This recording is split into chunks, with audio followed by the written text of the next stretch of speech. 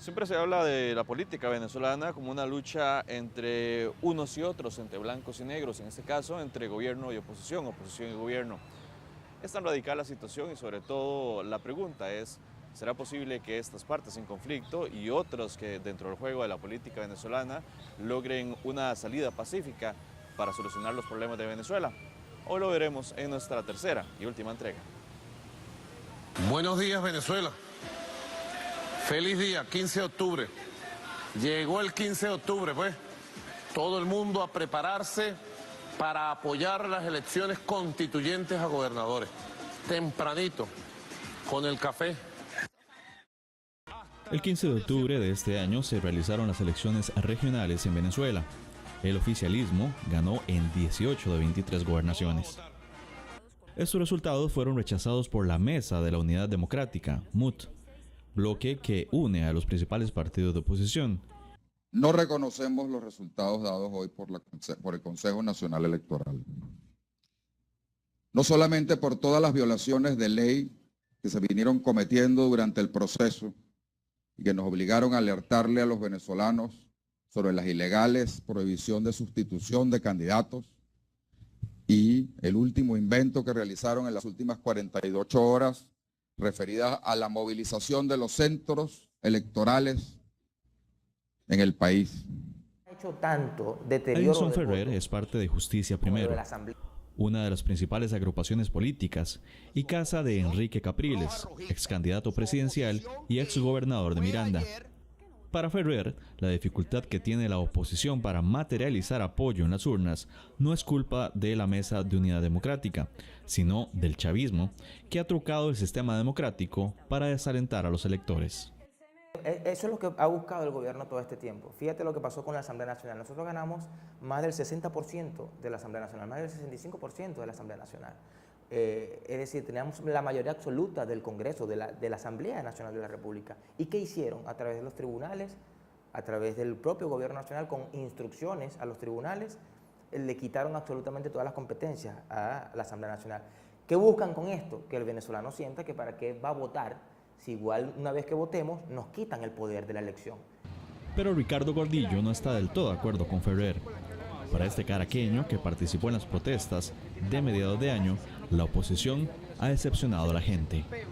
La oposición lo que está es pendiente de las elecciones, ahí se están matando por las elecciones, ¿entiendes? Por quién quiere ser el alcalde, el gobernador. Nosotros no estamos para eso, nosotros queremos unas elecciones presidenciales, ¿entiendes? Porque ¿qué pasa? Que el pueblo salió unido, ¿verdad?, para salir de este gobierno, que hubiera elecciones presidenciales. ¿Qué pasó? De que la gente se sintió nuevamente burlada por la oposición.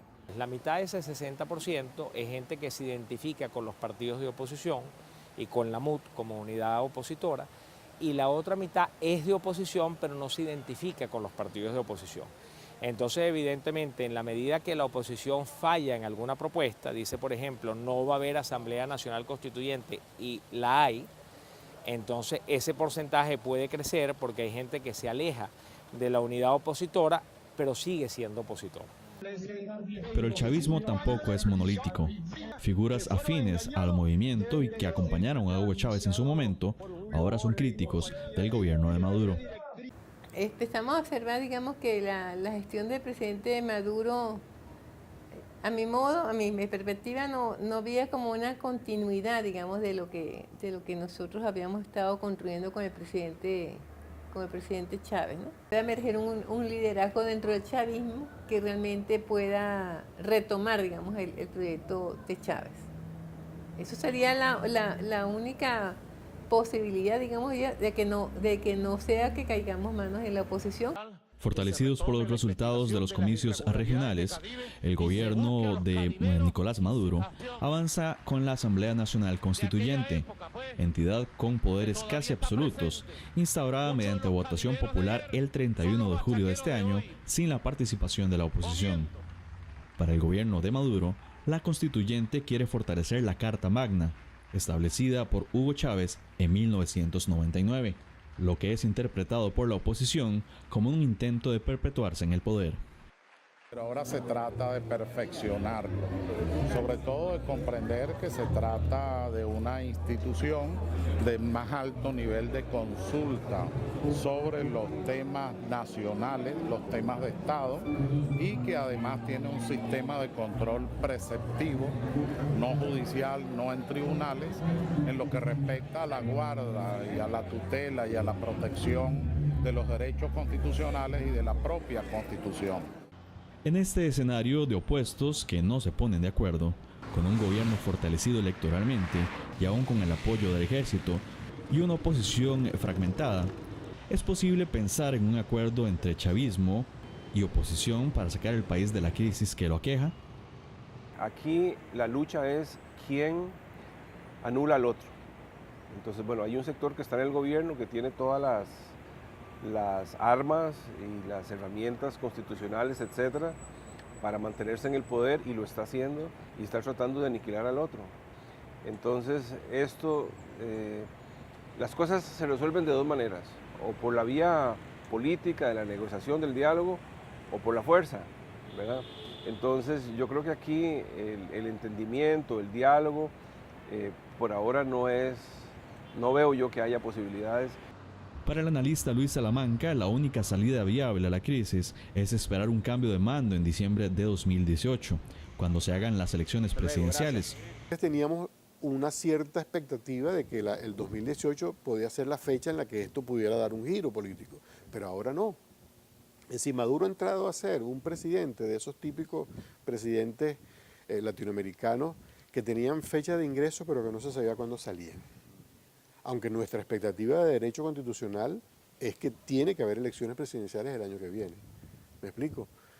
Ahora tenemos la espada de Damocles de la constituyente que puede cambiar esa expectativa. Una tercera vía sería eso, entre llamar izquierda y derecha, buscar lo que son los ambidiestros, los del centro. Entre un poder que si revolución y contrarrevolucionario, busquemos los nacionalistas que estén en el centro. Tiene que irse este gobierno. La opción es que se vaya. Para nada.